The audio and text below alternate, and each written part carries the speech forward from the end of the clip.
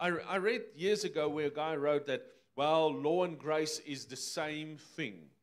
If law and grace is the same thing, then why did Jesus have to come?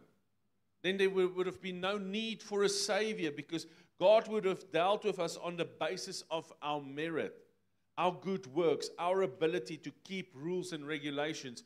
But we saw that doesn't work because Moses came down from the mountain.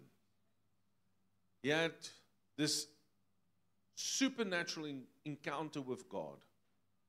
Now God gives him the law, written by the finger of God on 2 stone tablets, the 10 Commandments, right? As he's coming down from the mountain, Israel is having a party, and they were dancing around a golden calf.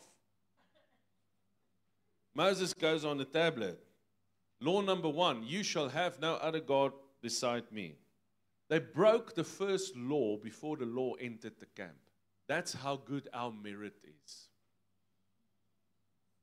That's how strong our flesh is. From the beginning, we saw this is not going to work. This thing is not going to work. That's why grace and truth had to come through Jesus.